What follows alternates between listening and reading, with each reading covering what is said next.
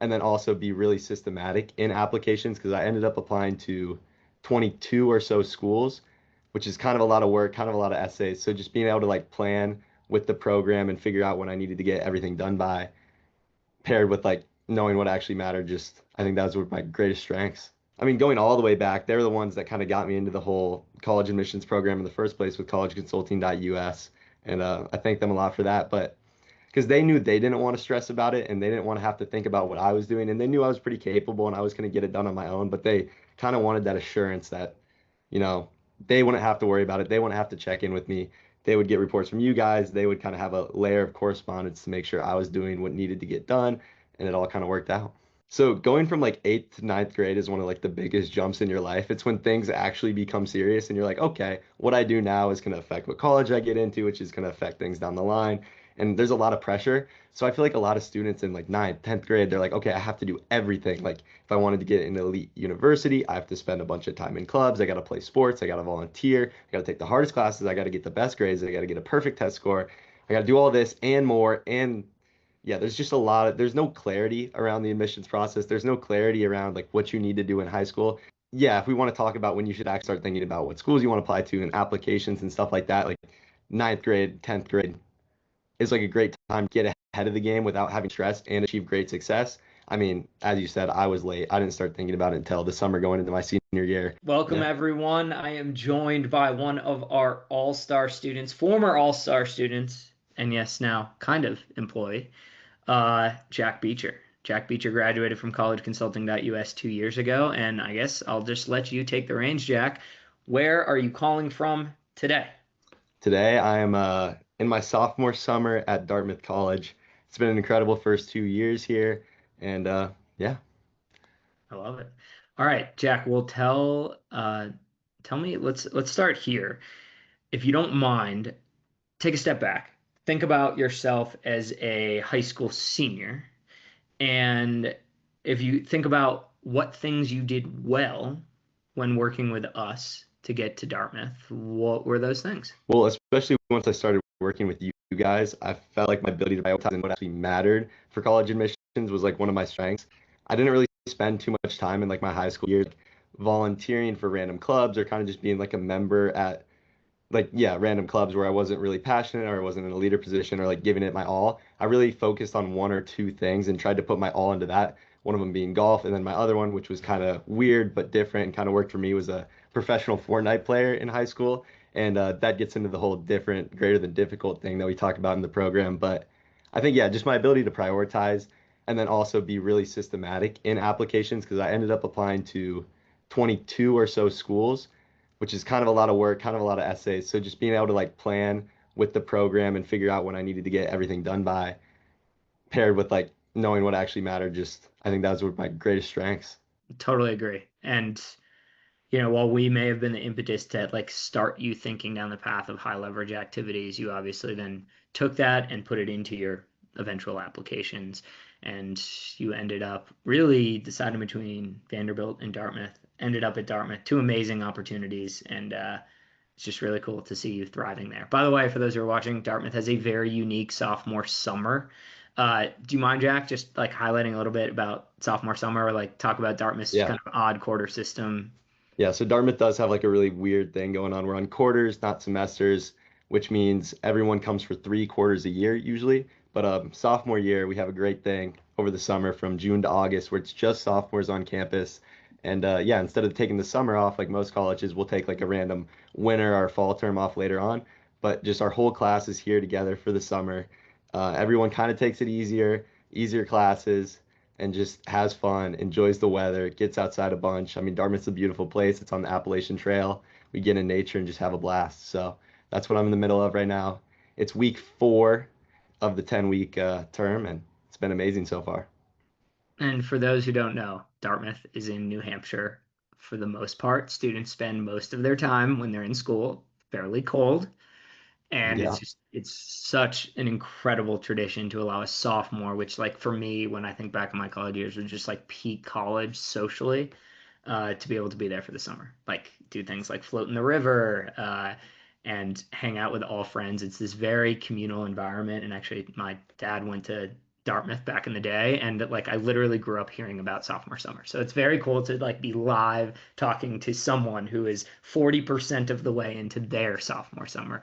My guess is if you're anything like my dad, you'll talk about it for the rest of your life. I hope so. I'm just trying to live it up and experience it all. Nice. Uh, Talk to me about your parents a little bit. And here's why, right? We have, I know a lot of parents watch this YouTube channel, but I'm interested, like, are they happy for you? How are they doing? Just give me a little update because your parents are wonderful. The parents are doing great. They're actually coming in today. It's Parents Weekend at Dartmouth, so I'll get to see them in about an hour. But Nice. yeah, they definitely think that this is the place for me, and I think they can tell when I come home. They definitely know I've been having a good time, and it's just been, yeah. I mean, you said earlier when we were talking, you can kind of see it on my face, and I think they've experienced that. And but yeah, they're happy for me, and like, I mean, going all the way back, they're the ones that kind of got me into the whole college admissions program in the first place with collegeconsulting.us, and I thank them a lot for that. But because they knew they didn't want to stress about it and they didn't want to have to think about what I was doing. And they knew I was pretty capable and I was going to get it done on my own. But they kind of wanted that assurance that, you know, they wouldn't have to worry about it. They wouldn't have to check in with me. They would get reports from you guys. They would kind of have a layer of correspondence to make sure I was doing what needed to get done. And it all kind of worked out. So good to hear. Well, give your parents my best, seriously. Your mom Will actually was do. a sweetheart and just gave us a great public review. We're trying to build up our Google reviews, so it was very, very nice of her. Uh, let's jump to this. So, one of I know like my biggest items that I continually strive to help let families know is the power of basically starting the college planning journey early. And without saying too much more, you and I, before we started recording this, like you went on basically a rant talking about Yeah. it. Can you re-rant basically what you just said? Because I don't want to have this be, oh, Jack's teed you up. You got through, you obviously excelled, you're living your best life, your parents are happy, you're happy, amazing, right? You got into an Ivy League school. But for those who are viewing this and honestly might be parents of sixth graders, seventh graders, eighth graders who are about to enter high school, yeah, if you don't mind, just go on the rant that you did before I pressed record. Yeah. So going from like eighth to ninth grade is one of like the biggest jumps in your life. It's when things actually become serious and you're like, okay, what I do now is going to affect what college I get into, which is going to affect things down the line. And there's a lot of pressure. So I feel like a lot of students in like ninth, 10th grade, they're like, okay, I have to do everything. Like if I wanted to get an elite university, I have to spend a bunch of time in clubs. I got to play sports. I got to volunteer. I got to take the hardest classes. I got to get the best grades. I got to get a perfect test score. I got to do all this and more. And yeah, there's just a lot of there's no clarity around the admissions process. There's no clarity around like what you need to do in high school, especially in my experience. I went to a public high school in Iowa, so there wasn't much guidance on college admissions. And what I was talking about earlier was just the need for prioritization and just being able to understand what's actually important when you're at that age. Um, I know it would have been nice in ninth grade if someone told me like, hey, maybe you don't need to join this random club just because you think it'll look good on your college application. And instead, you should focus on this thing you actually care about, playing Fortnite, which is kind of a weird thing as a ninth grader, but it's like that is the thing that'll set you apart in admissions, being an amazing professional Fortnite player versus getting like, being in a mid-level position in a couple clubs. Again, back to the difference greater than difficult. You really just got to set yourself apart, focus on your one or two things instead of the eight things. And yeah, just get that clarity around it so you don't have to stress about every little thing is really the only thing that I wish I had was when I was that age. Yeah, for your sake, like, because you joined our program, like now actually, I mean, you joined our program several years ago. Now we actually, given your time frame, I'm not even sure we would have accepted you because you joined in the very back half of your junior year. But if you could, if you could do it all over again, when would you start college planning? Like, my question is there, I'm always of the mindset, just so you know, that like there is a time that's too early. Like when families reach out to us and they've got a sixth grade, I'm like, let your kid be a kid, let them have fun. But I do feel like there's this notion of, oh yeah, we'll kind of think about college like in 12th grade, and if we're early 11th grade, and it's my opinion, that's is too late. But I'm interested, like hearing from you. When do you think college planning should be started? Well, I think the great thing about college admissions and college like planning is it's so applicable to like all of life. So yeah, if we want to talk about when you should actually start thinking about what schools you want to apply to and applications and stuff like that, like ninth grade, 10th grade is like a great time to get ahead of the game without having stress and achieve great success. I mean, as you said, I was late. I didn't start thinking about it until the summer going into my senior year, and I got it figured out. But I kind of was like scraping by, working backwards, trying to make things fit together. I didn't really build it fundamentally from the ground up. So, in terms of actual college admissions, being able to start like ninth, 10th grade and build the foundation that you want to then later write about and put in your application, that's really great. But again, what I was saying, like a lot of the things I learned for college admissions was just so practical to the rest of the life. Like I still think about like the study tips and the different ways I planned and prioritized essay writing now in college when I'm doing assignments or when I'm thinking about like jobs and interviews and anything like that. And it's just, yeah, it was a really like reflective phase of my life where I felt like I learned a lot about myself and how I worked. So kind of a twofold answer to that question. When should you actually, start thinking about colleges? Probably freshman, sophomore years, plenty early. It's great to start that early and build that foundation. But just thinking about things in terms of the college admissions kind of style, like that can start as early as possible. And I think that's honestly what the program teaches the best, is those like fundamental techniques that just apply to anything. I'm so just for those watching what Jack's talking about, it's like hitting me right here in the heart because we have early on in our program several foundational lessons, study habits, effective course selection in high school, actually thinking about how you spend your days, how you spend your high school days, how a high school course, even in ninth grade, is going to get graded, and giving students that ability to take a step back and say, I've got 4 years here. Let me actually think about how I want to spend these 4 years and not just go so blindfolded mode. You talk about the study habits. Um, it's funny, this is so full circle, but I talk about it, I'll say it again. The single person that basically taught me how to think about how I studied was Cal Newport. Cal Newport went to Dartmouth. Cal Newport was literally worked in some of the same buildings, studied in the same buildings that now you are working. And it's funny because it went from Cal Newport to me. I pass those on to you. But if you don't mind, for the viewers, like when you bring up some of those study habits, do you have one that you learned during our program that like Yeah. you're still using in college right now? Because that's the bigger theme is we like to teach that yes, what we're teaching is a college admissions program, but it's far more than that. It's a high school it's a way to excel in high school that will honestly, ideally, carry with you the rest of life. And so it's like really cool to see a college sophomore saying he still uses some of the habits he learned early on in our program. Yeah.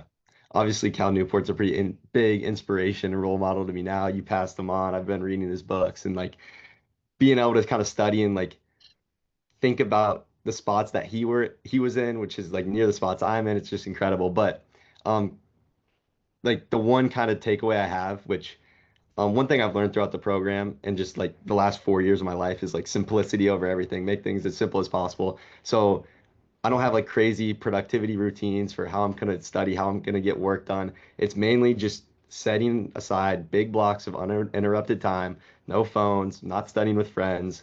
I'm just sitting in a room, hopefully by myself, hopefully it's quiet, and I'm just going to work for like 2 hours on like the most important thing I can do.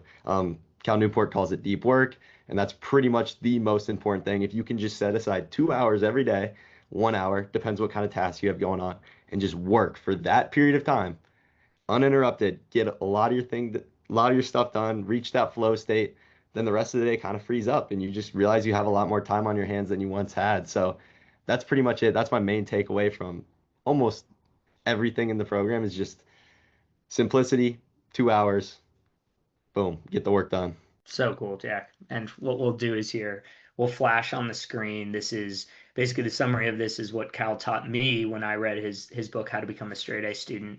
And he calls it the 50-10 study method, 50 on, 10 minutes off. But the bigger theme is exactly what Jack said, which is you have an uninterrupted block, in his case, for 50 minutes. And that's all you're doing. You're sitting there, right?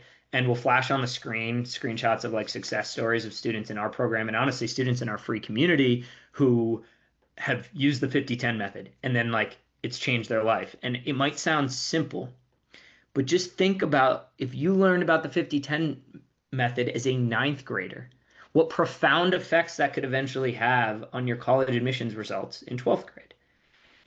For you, Jack, it happened that we got honestly kind of lucky. We started working with you at the end of 11th grade, and you had already, without knowing these methods, basically excelled. And then it was like pouring gasoline on the fire with you because you already had such an amazing foundation, and we were able to give things like this to you. So anyway, that's very cool to hear you're still optimizing it. So is it safe to say like the biggest takeaways it seems from you is, hey, for all you parents of, early high school students out there, start early. It can only help. And for all the high schoolers out there, learn foundational skills. It will set you up for the rest of life. A Is hundred that percent. safe to say?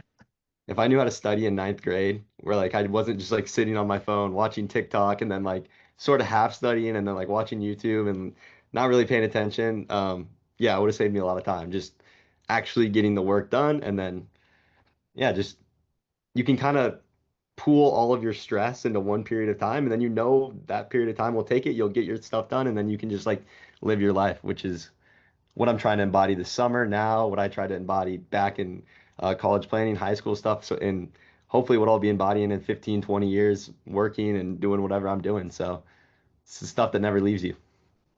Jack, you are awesome. Thank you so much. Thanks for not only just being an all-star student in our program, embracing our teachings. It's really cool to see that obviously led to where you are, your success, Dartmouth, your parents being happy, you being happy. I mean, you're glowing.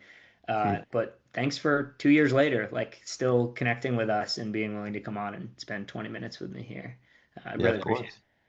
And thank you for having me on and kind of having this discussion. It's good to always reflect and think about these kind of things. Absolutely. And lastly, I'll say for those who are watching this, because we now have a fair amount of subscribers, Jack Beecher is a true definition of an A player.